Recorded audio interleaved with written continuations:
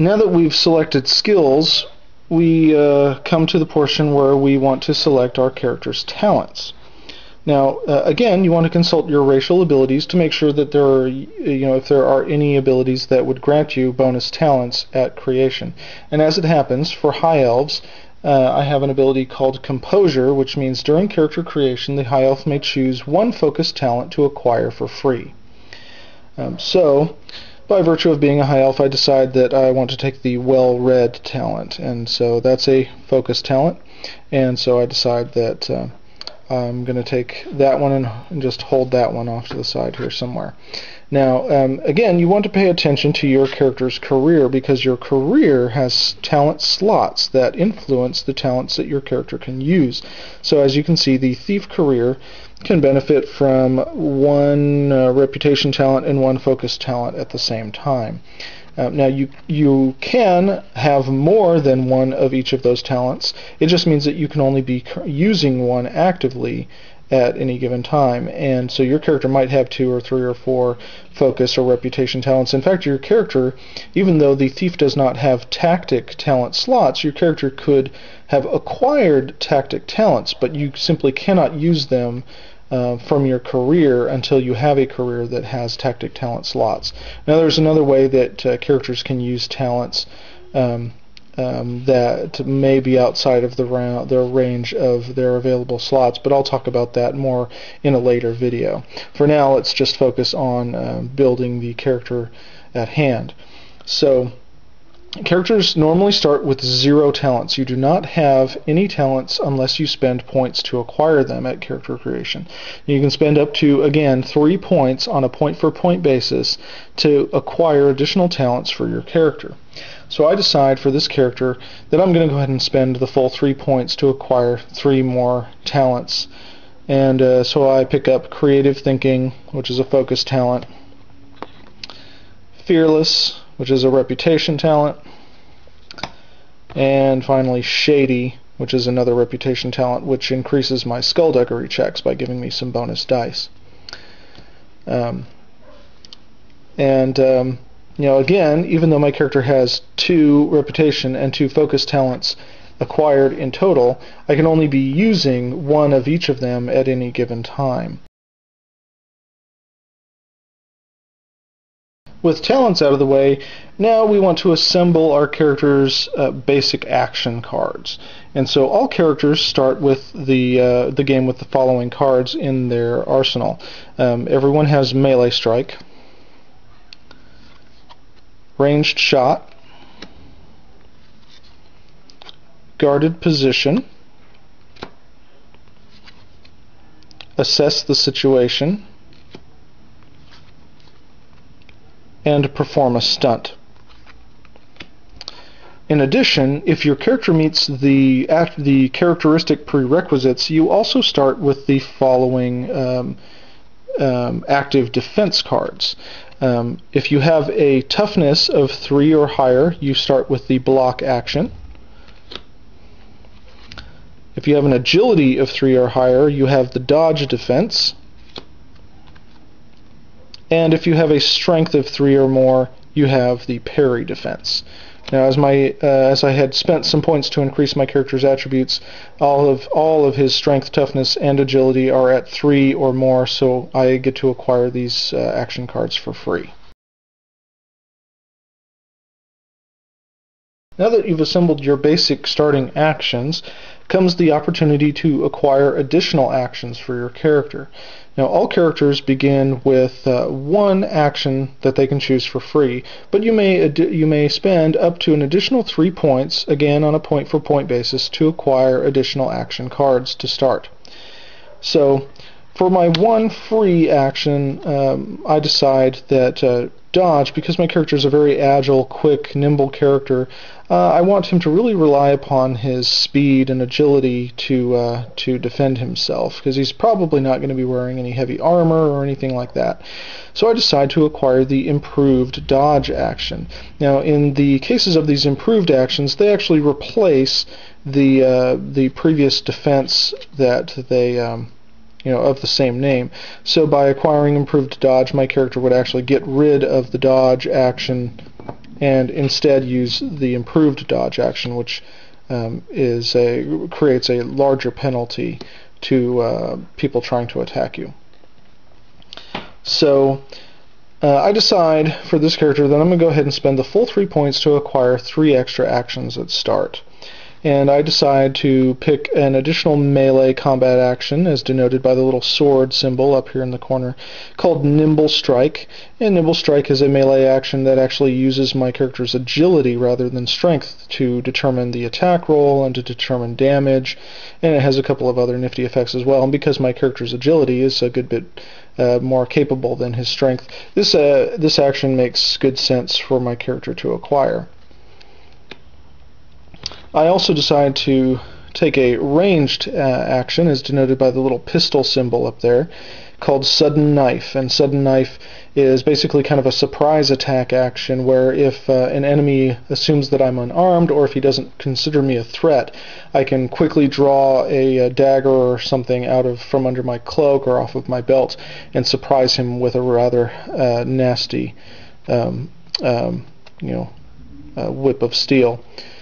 And finally, I decide to choose a support action, as denoted by the little banner symbol up here, called Devious Maneuvers. And Devious Maneuvers is basically an action that represents how my character can perform dirty little tricks or distractions in order to set up his allies to put them into more advantageous positions during combat. So I can throw dirt in the opponent's eyes, or I can taunt them, or otherwise basically call them away and open up one of my allies to making a counter attack or exploiting the opening. Now at this stage I have spent a total of 9 points to increase my character's attributes. I've spent 3 points to purchase additional skill training, 3 points to acquire additional talents, and 3 points on additional action cards. So my character has spent a total of 18 of his 20 creation points. So that means I only have 2 points left to spend, and I have one more category to spend them, and that is beginning wealth and gear. So the number of points that you assign for 0 points, your character is considered poor.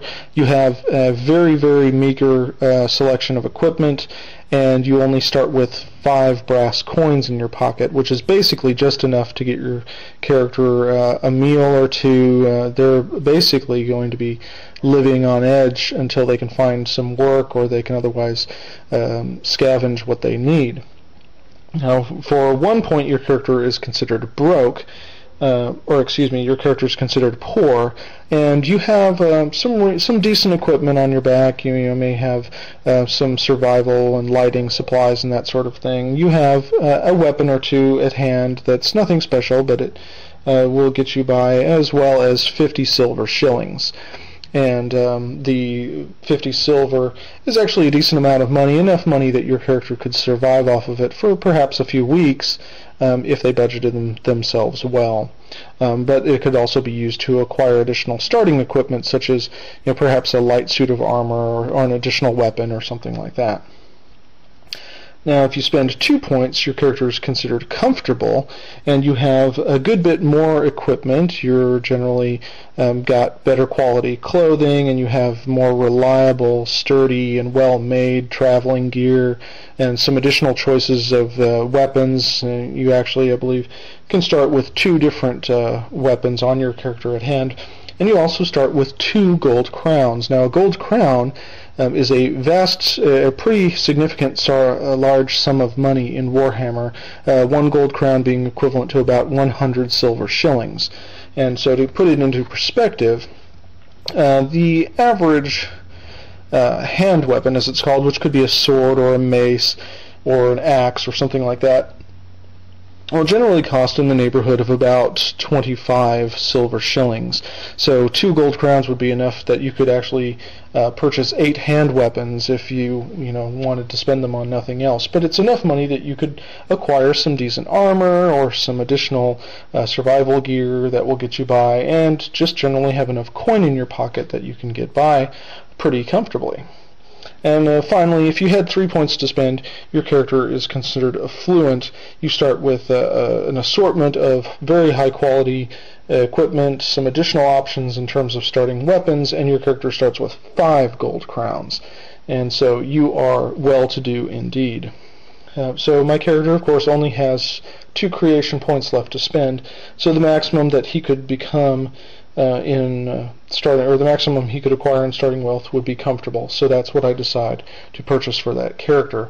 So then I would just denote all of the starting equipment that comes with spending 2 points on wealth, and I would mark down my 2 crowns and decide how I wish to spend them on additional starting equipment, such as purchasing a set of leather armor or purchasing some additional daggers or whatever it is, and then just making notes on your character sheet of the change.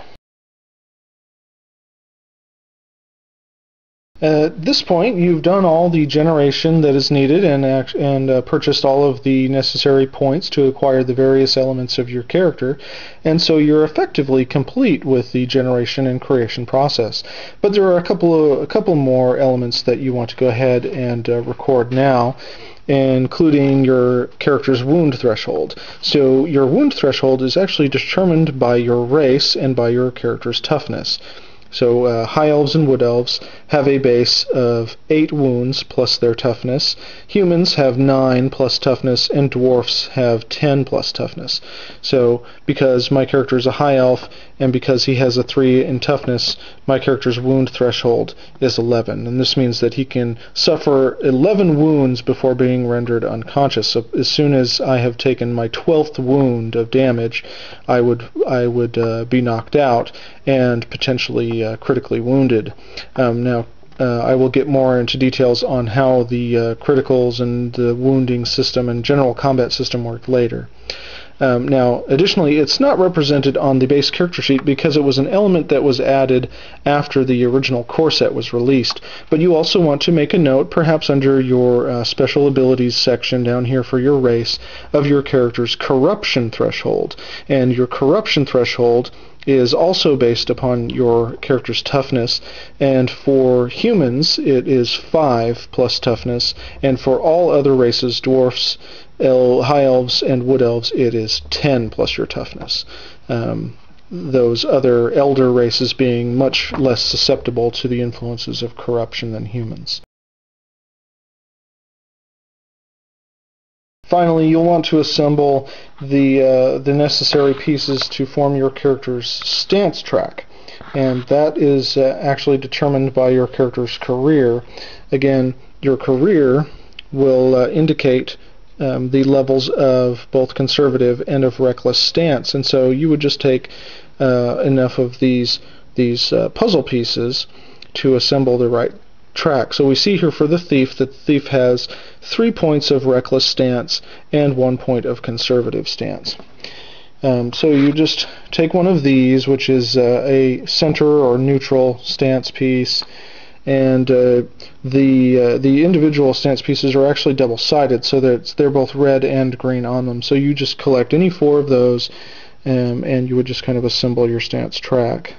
And so there are puzzle pieces that just kind of snap together, and so you just want to, for the thief example, you'll just snap together your 3 reckless, and then finally your 1 conservative. Oh, let me snap it that way. And so this is basically just the handy visual reference at the table for managing your character's stance. And you'll also want to take the what's called the activation or the turn token, which is like a little hourglass, and this is something that's just used to indicate where your character is in their stance. So generally speaking, you might be in neutral most of the time, but if your character's stance changed during combat or during another scene, you would simply kind of move this up and down to indicate where what your character's current stance is. And again, your stance, each point of stance is what you would use to substitute attribute dice for stance dice. And so what the meaning of, say, a 3-point stance is versus 1 is that the thief is very good at being reckless. He can potentially be up to 3 dice worth of reckless, but and he can still attempt to be conservative, but he's not going to be very good at it. He can only substitute 1 die.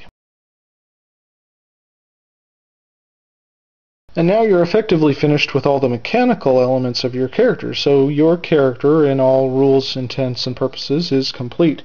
But as you can tell, that this really doesn't speak a whole lot about who your actual character is, and so you want to go on and make sure that you spend some time to fill out the other important notations, such as your character's name, and developing some background and personality for them.